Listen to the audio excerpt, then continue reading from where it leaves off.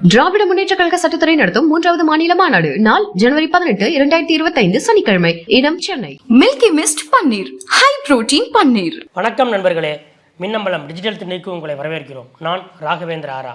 இன்று ஜனவரி 18ஆம் தேதி ஈரோடு கிழக்கு தேர்தல் களத்தில் வேட்பு மனுக்கள் பரிசீலனை இன்று நடைபெற்றிருக்கிறது. பரிசீலனை முடிவில் 55 வேட்பு மனுக்கள் ஏற்றுக்கொள்ளப்பட்டுள்ளதாக ஈரோடு கிழக்கு சட்டமன்ற தொகுதி இடைத்தேர்தல் அதிகாரி அறிவித்திருக்கிறார். இதில் முக்கியமான அம்சம் என்னவென்று கேட்டால், இந்த 55 வேட்புமனுக்களில் ஏற்கப்பட்ட வேட்புமனுக்களில் அங்கீகாரம் பெற்ற கட்சிகள் என்றால் அது திராவிட முன்னேற்ற கழகம் மற்றும் நாம் தமிழர், இந்த 2 வேட்பாளர்கள் தான்.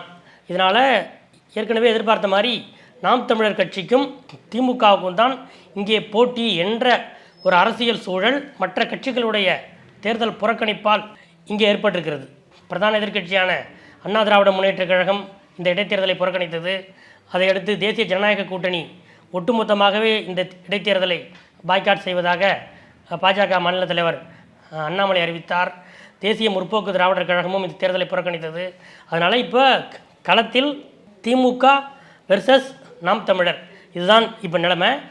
இதில் என்னென்னா, இடைத்தேர்தல் அப்படின்னாலே ஒவ்வொரு வார்டுக்கும் ஒரு அமைச்சர் வருவாங்க. அந்த அமைச்சர் காலையில் இருந்து மாலை வரை அந்த வார்டுக்குட்பட்ட ஒரு சில 1000 வாக்காளர்களுக்கு ஒரு அமைச்சர் பொறுப்பாக இருப்பார். அந்த அமைச்சருக்கு கீழே மாவட்ட செயலாளர்கள் மற்றும் முக்கியமான திமுக நிர்வாகிகள் இவங்கெல்லாம் இருப்பாங்க. அப்படின்ட்டு அந்த தொகுதியை கூறு போட்டு கிட்டத்தட்ட ஒவ்வொரு வாக்காளரையும் அறிந்து வைத்து அவர்களுக்கு தேவையானதை அன்றாடம் சென்று அவர்களுக்கு என்னென்ன தேவையோ அதையெல்லாம் செய்கிற அளவுக்கு அப்படி தான் இடைத்தேர்தல் களம் இதுவரை நாம் பார்த்துருக்குறோம். கடந்த முறை நடந்த ஈரோடு கிழக்கு இடைத்தேர்தலும் அப்படித்தான் அங்கே நடைபெற்றது. அமைச்சர்கள், மாவட்ட செயலாளர்கள், திமுகவின் பல்வேறு நிர்வாகிகள், சட்டமன்ற உறுப்பினர்கள், நாடாளுமன்ற உறுப்பினர்கள் என்று அனைவரும் அங்கே ஒரே இடத்தில் குவிக்கப்பட்டு அவர்கள் மக்களுக்கு பல்வேறு பரிசு பொருட்களை அளித்தார்கள். இது போன்ற பல்வேறு விஷயங்களை கடந்த இடைத்தேர்தலில் நாம் பார்த்தோம். ஆனால் இந்த இடைத்தேர்தலில் திமுகவுக்கு எதிராக முக்கியமான கட்சிகள் போட்டியிடாத காரணத்தால் இதில் ஸ்டாலின் ஒரு முடிவை எடுத்தார். அது என்ன முடிவென்றால், இடைத்தேர்தல் இலக்கணப்படி ஒட்டுமொத்த அமைச்சரவையையே அங்கே முகாமிட வைத்து அவர்களை தினம் தினம் மக்களை சந்திக்க செய்து அப்படிப்பட்ட பாணி இந்த முறை வேண்டாம் என்று ஸ்டாலின் முடிவெடுத்த காரணத்தால் இன்று வரை, அதாவது ஜனவரி 18ஆம் தேதி வரை ஈரோடு கிழக்கு இடைத்தேர்தல் இப்படியுமா என்ற அளவுக்கு தான் இருக்கிறது. அதாவது மாவட்ட செயலாளரும் மாவட்ட அமைச்சருமான முத்துசாமி, ஈரோடு நாடாளுமன்ற உறுப்பினர் பிரகாஷ், வேட்பாளர் வி.சி. சந்திரகுமார், இவங்க 3 பேர் தான். அவங்க எந்தெந்த ஏரியாவுக்கு போகிறாங்களோ அந்தந்த பகுதி செயலாளர்கள், அந்தந்த வட்ட செயலாளர்கள் இவர்கள் தான். மற்றபடி அங்கே இருக்கிற லோக்கல் நிர்வாகிகள் இவர்கள் தான் தேர்தல் பிரச்சாரத்தை கடந்த கிட்டத்தட்ட ஒரு வாரமாக இவர்கள் தான் இப்படித்தான் மேற்கொண்டு வருகிறார்கள். அதாவது அத்தனை அமைச்சர் வர்றாங்க, இத்தனை அமைச்சர் வர்றாங்க என்பதெல்லாம் இல்லாமல் அமைச்சர் முத்துசாமி மட்டும்தான், முத்துசாமி ஒத்த சாமியாய் நின்று அவருடன் ஈரோடு எம்பி பிரகாஷ், வேட்பாளர் சந்திரகுமார் மற்றும் லோக்கல் திமுக நிர்வாகிகள் இவர்கள் தான். ஏனென்றால் மொத்தம் ஈரோடு கிழக்கு சட்டமன்ற தொகுதி ஈரோடு மாநகரத்துக்குள் வருகிறது. மொத்தம் 34 வார்டு அடங்கியது தான் இந்த சட்டமன்ற தொகுதி. அதில் என்ன சொல்கிறாங்கன்னா, இதுவரைக்குமே இன்று வரை, அதாவது ஜனவரி 18ஆம் தேதியோடு 10 வார்டுகளை நாங்கள் வீடு வீடாக சென்று மக்களை சந்தித்து முடித்து விட்டோம். 10 வார்டு பிரச்சாரம் முடிஞ்சிருச்சு, இன்னும் 24 வார்டு இருக்குது, அதை முடிச்சுட்டு மறுபடியும் மீண்டும் 2வது ரவுண்டு வருவோம் என்றெல்லாம் சொல்கிறார்கள். அதாவது காலை 7:30 மணிக்கு அமைச்சர் முத்துசாமி, எம்பி பிரகாஷ், வேட்பாளர் சந்திரகுமார் 3 கிளம்புறாங்க லோக்கல் திமுக நிர்வாகிகளோடு. காலை ஒரு 11:30 வரைக்கும் பிரச்சாரம் பண்ணுறாங்க. வீடு வீடாக போய் ஒவ்வொரு வீடாக சென்று கதவை தட்டி அவர்களை வெளியே அழைத்து முத்துசாமி வாக்கு சேகரிக்கிறார். ஏதாவது உங்களுக்கு பிரச்சனை இருக்கா, இந்த ஆட்சியில் பிரச்சனை இருக்கா என்று கேட்கிறார். அப்போது நாம் கவனித்தவரை இந்த இடைத்தேர்தல் களத்தில் மக்கள் திமுக அமைச்சரிடம் சொல்கிற முக்கியமான ஒரு பிரச்சனை என்னென்னா, எங்களுக்கு மகளிர் உரிமை தொகை விட்டு போச்சு அப்படிங்கிறத அவங்க சொல்கிற குறைகளில் மிக குறிப்பிடத்தகுந்த ஒரு குறையாக இருப்பது இதுதான் அப்படின்னு சொல்கிறாங்க. அதே போல் மாலை 4:30 ராத்திரி 8:30 வரைக்கும் இதே மாதிரி இந்த கடந்த ஒரு வாரத்தில், அதாவது பொங்கல் கொண்டாட்டம், விடுமுறை இதெல்லாம் நீங்களாக இதுவரை 10 வார்டுகளை முடித்திருக்கிறோம். இன்னும் 24 வார்டுகள் இருக்குது, மறுபடியும் ஆரம்பிக்க போகிறோம் அப்படின்னு சொல்கிறாங்க. இப்படித்தான் திமுகவின் இந்த இடைத்தேர்தல் களம் இருக்கிறது. ஏனென்றால் சில மாதங்களுக்கு முன்பு விக்கிரவாண்டி இடைத்தேர்தல் களத்தை நாம் பார்த்தோம். அங்கே எப்படி பணம் புரண்டது, அமைச்சர்கள் எப்படியெல்லாம் அங்கே வேலை செய்தார்கள் என்பதையெல்லாம் நாம் நேரடியாக பார்த்தோம். ஆனால் அதுபோல் அல்லாமல் எதிர்க்கட்சிகளுடைய பங்களிப்பு, அவர்களுடைய போட்டி இல்லாததால் நாம் எதுக்கு காற்றுல கம்பு சுத்தணும் என்ற கேள்வியோடு முதலமைச்சர் ஸ்டாலின் ஏற்கனவே அங்கே அதிக அமைச்சர்கள் முகாமிட வேண்டாம், வழக்கமான இடைத்தேர்தல் பாணியை இந்த முறை நாம் கையாள வேண்டாம் என்று அமைச்சர்களுக்கு உத்தரவிட்டார். அதன் அடிப்படையில் இந்த மாதிரியான வித்தியாசமான இடைத்தேர்தல் பிரச்சாரத்தை திமுக பின்பற்றுகிறது. இது இன்று வரைக்குமான நிலைமை. இதில் இன்னொரு முக்கியமான விஷயம் என்னென்றால், இப்போது வேட்புமனு பரிசீலனை முடிந்த பிறகு திமுகவும் நாம் தமிழரும் மட்டும்தான் களத்தில், அதாவது அரசியல் கட்சிகள் என்ற அடிப்படையில் இருக்கின்றன. 2023 இடைத்தேர்தலில் நாம் தமிழர் கட்சி சார்பில் மேனகா போட்டியிட்டார். அவர் 10,827 வாக்குகளை பெற்றார். அதாவது கிட்டத்தட்ட 6.35% வாக்குகளை அவர் அப்போது பெற்றார். இப்போது நாம் தமிழருடைய அவங்களுடைய திட்டம் என்னென்னா, எந்த எதிர்க்கட்சியும் களத்தில் இல்லை, திமுகவுக்கு எதிராக நாம் தமிழர் தான் என்று நாம் தான் இருக்கிறோம்.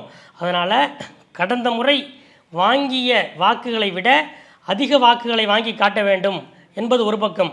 இன்னொரு பக்கம் போட்டியிடாத எதிர்க்கட்சிகளான அதிமுக உள்ளிட்ட மற்ற கட்சிகள் இருக்குல்ல, இவங்களுடைய நிர்வாகிகளை சந்தித்து அவர்களுடைய பாய்காட் செய்த கட்சியுடைய தொண்டர்கள் நாம் தமிழருக்கு வாக்களிக்க வேண்டும் என்று அவர்களுக்கு கோரிக்கை வைப்பது, அதன் மூலமாக நாம் தமிழருடைய ஓட்டு எண்ணிக்கையை கடந்த முறை பெற்றதை விட திமுகவே எதிர்பார்க்காத அளவுக்கு அதிகப்படுத்தி காட்ட வேண்டும் என்பது நாம் தமிழர் கட்சியின் ஒரு திட்டமாக இருக்கிறது.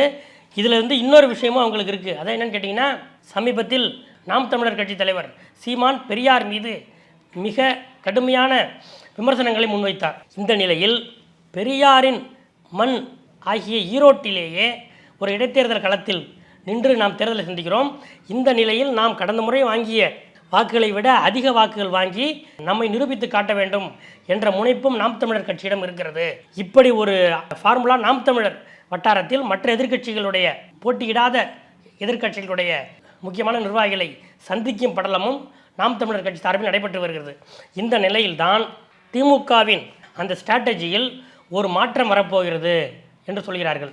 அது என்ன என்று ஈரோடு திமுக வட்டாரத்தில் நாம் விசாரித்த போது, இதுவரைக்கும் அமைச்சர் முத்துசாமி மட்டும்தான் தேர்தல் வேலைகளை பார்த்து வருகிறார். இந்த நிலையில் இந்த இடைத்தேர்தல் நாம் தமிழர் கட்சிக்கு எந்த விதத்திலும் அட்வான்டேஜாக அமைந்துவிடக்கூடாது என்பதிலும் திமுக தலைமை மிக தீவிரமாக இருக்கிறது. அதனால் எங்களுக்கு கிடைக்கிற ஒரு தகவல் படி, அதாவது திமுக தலைமை என்ன ஒரு பிளான் பண்ணியிருக்காங்கன்னா, ஏற்கனவே அமைச்சர்கள் யாரும் இடைத்தேர்தல் களத்துக்கு வர வேண்டாம், அப்படி வந்தால் அது வெறும் நாம் தமிழருக்கு எதிராக இத்தனை அமைச்சர்களா என்ற ஒரு கேள்வியை எழுப்பும் என்றெல்லாம் திமுக தலைமை யோசித்த நிலையில், இப்போது அமைச்சர் ஏவா வேலு அவரை ஈரோடு தொகுதிக்கு அனுப்புவதற்கு ஸ்டாலின் உத்தேசித்திருக்கிறார். விரைவில் ஏவா வேலு ஈரோடு தொகுதிக்கு வருகிறார், ஈரோடு கிழக்கு தொகுதிக்கு வருகிறார். அவர் வந்த பிறகு சில வியூகங்கள் மாற்றப்பட இருக்கின்றன என்று திமுக வட்டாரத்தில் கூறுகிறார்கள். இதுதான் ஈரோடு கிழக்கு இடைத்தேர்தல் களத்தில் இப்போதைய அரசியல் அப்டேட். அதே நேரம் இதை வைத்து இன்னொரு விஷயமும் முடிவு செய்யப்படுகிறது. இதற்கு அதாவது ஒரு காரணியாக இருக்கிறது என்று சொல்கிறார்கள். அது என்னவென்றால், சீமான் கைது எப்போது என்ற கேள்விதான். ஏனென்றால் கடந்த 10 நாட்களாக சீமானை எப்போது கைது செய்ய போகிறீர்கள் என்ற கேள்வி பெரியாரிய உணர்வாளர்கள் மத்தியில் அதிகமாக எதிரொலித்து வருகிறது. அவர் சீமான் பெரியாரை பற்றி கடுமையாக விமர்சனம் செய்தார். அதற்கு தந்தை பெரியார் திராவிடர் கழக தலைவர் கோவை ராமகிருஷ்ணன், சீமான் வீட்டுக்கே சென்று நீதி கேட்போம் என்று அவர் சொன்னதற்கு ஆதாரம் இல்லை, பெரியாரை பற்றி சீமான் ஆதாரம் இல்லாமல் பேசுகிறார், அதனால் அவர் சொன்னதுக்கு ஆதாரத்தை கேட்டு அவருடைய வீட்டை முற்றுகையிட கோவை ராமகிருஷ்ணன் தலைமையிலே அவரது கட்சியினர் சென்றார்கள். ஆனால் அவர்கள் தடுத்து நிறுத்தப்பட்டு கைது செய்யப்பட்டார்கள். இந்த நிலையில் சீமான் மீது தமிழகம் முழுவதும் கிட்டத்தட்ட 70க்கும் மேற்பட்ட புகார்கள் போலீசில் கொடுக்கப்பட்டிருக்கின்றன. இதில் திமுக வழக்கறிஞரணியும் பல்வேறு மாவட்டங்களில் சீமான் மீது புகார் கொடுத்திருக்கிறது. திராவிடர் கழக தலைவர் கி வீரமணியே முதலமைச்சரை தொடர்பு கொண்டு நாம் திராவிட மாடல் ஆட்சின்னு சொல்கிறோம், இந்த அளவுக்கு பெரியாரை தமிழ்நாட்டில் யாரும் இழிவுபடுத்தலை, கொள்கை எதிரிகள் என்று சொல்லக்கூடியவர்கள் கூட இப்படி இழிவுபடுத்தலை. இந்த நிலையில் சீமானுடைய அந்த அவருடைய பேச்சுக்கு சட்ட நடவடிக்கை என்ன என்று முதலமைச்சரிடமே கி வீரமணி கேட்டார் என்று சொல்கிறார்கள். இப்படிப்பட்ட இந்த நிலையில்தான் மதுரை உயர்நீதிமன்ற நீதிபதி நிர்மல்குமார் தன்னிடம் வந்த ஒரு வழக்கு விசாரணையில் சீமான் பேசியது குற்றம் என்று தெரிகிறது, இவர் மீது என்ன நடவடிக்கை எடுக்கப் போகிறீர்கள் என்று அரசு தரப்பு 20ஆம் தேதி எங்களுக்கு பதில் சொல்லணும் என்று ஒரு உத்தரவை பிறப்பித்தார். இந்த நிலையில்தான் வருகிற திங்கட்கிழமை ஜனவரி 20ஆம் தேதி நீதிபதி நிர்மல்குமாருடைய முன்னிலையில் தமிழக அரசு இந்த விவகாரத்தில் என்ன நடவடிக்கை எடுத்தார்கள் என்று பதிலளிக்க வேண்டும். இதற்கிடையில் சீமான் ஒரு வாரத்துக்கு முன்பே கைது செய்யப்படுவார் என்று எதிர்பார்க்கப்பட்டது. ஆனால் ஈரோடு கிழக்கு இடைத்தேர்தல் நேரத்தில் சீமானை கைது செய்வதன் மூலம் அங்கே அவருடைய அரசியல் வளர்ச்சிக்கு அது காரணமாக அமைந்துவிடக்கூடுமோ என்ற ஒரு கருத்தும் ஆலோசிக்கப்பட்டதாக தெரிகிறது. இன்னொரு பக்கம் நீதிமன்றங்கள் பொங்கல் விடுமுறையில் உள்ளன.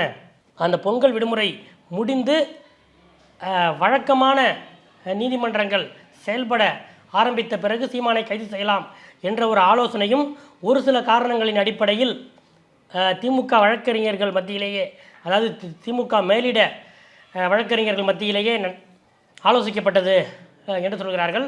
இந்த நிலையில் இப்போது ஜனவரி 18ஆம் தேதி மாலை கிடைக்கக்கூடிய அப்டேட் என்னவென்று கேட்டால், சீமானை முதலில் விசாரணைக்கு அழைப்பது, காவல்துறை சார்பில் அவரை விசாரணைக்கு அழைப்பது என்ற முடிவெடுக்கப்பட்டு அதற்காக அவருக்கு சம்மன் அனுப்ப ஆலோசிக்கப்பட்டு வருகிறது.